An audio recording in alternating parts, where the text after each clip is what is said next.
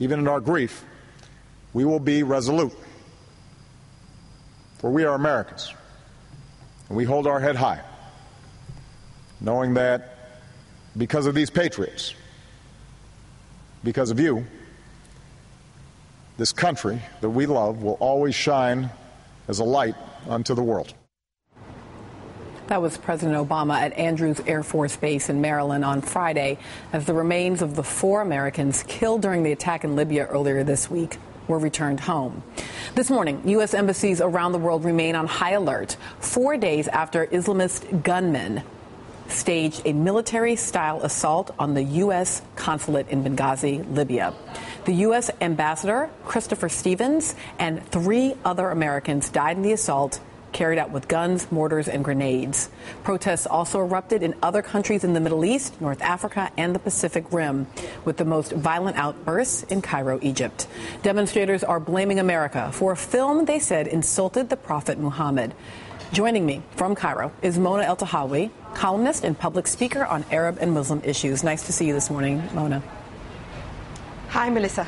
Now, I want to ask you first, just for viewers who have been watching at home, who have been seeing the images, is this a tinderbox that is about to get worse? Is this a growing movement, or is this sort of something that came up but is now largely over? Right. First, I'd like to start by sending out my condolences to the family and loved ones of the 4 Americans killed in Libya and of the other people of various nationalities killed yesterday. At least 14 people were killed, and each and every single one of those deaths was utterly senseless and without any reason or purpose. So my condolences. I think what you're seeing, and having observed this now for the past 4 days, because it started in Cairo on Tuesday, is a kind of, I hope, a dying cry of a very desperate right wing. We're at a very sensitive time in Egypt right now, where our revolution began last year in January. We have a president who's trying to establish his position somewhere in the middle, and we have a group that is trying to establish themselves on the right wing. And you're having a similar situation in the US. We're coming up to elections now in less than 2 months.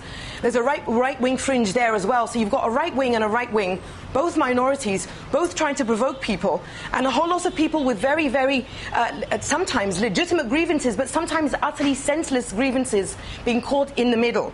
As far as Egypt and other countries of Muslim-majority populations are concerned, as a Muslim and as an Egyptian, I believe in not just the right to freedom of expression, but the right to offend.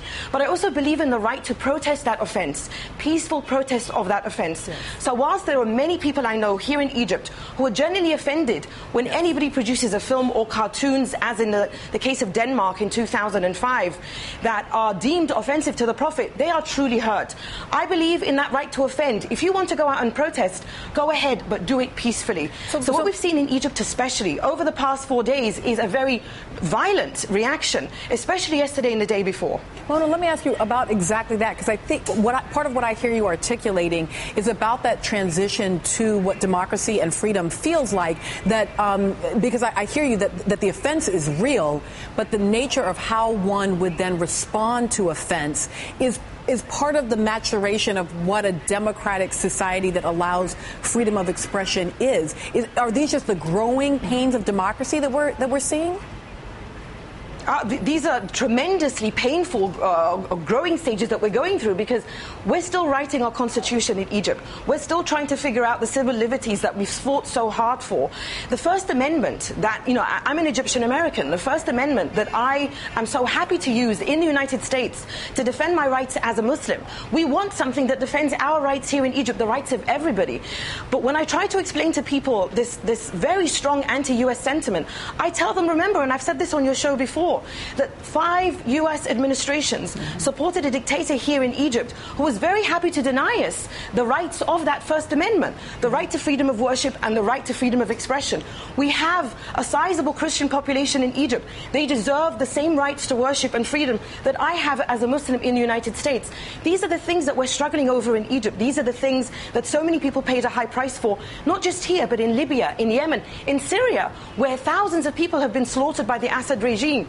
The last thing we want in Egypt is this revolution that we started last year and that continues to be derailed by a right wing in the United States and in Egypt. We do not want, for example, a state of emergency. There is serious talk of an emergency law being returned in Egypt. We fought so long to get rid of that. So this is a very sensitive time. And also, as an American citizen, I don't want President Obama to be stuck between two right wings. I don't want here in Egypt for us to be hijacked by a right wing that is jockeying for power with a president. President Mohammed Morsi belongs to the Muslim Brotherhood. The Muslim Brotherhood during the Mubarak dictatorship was the right wing.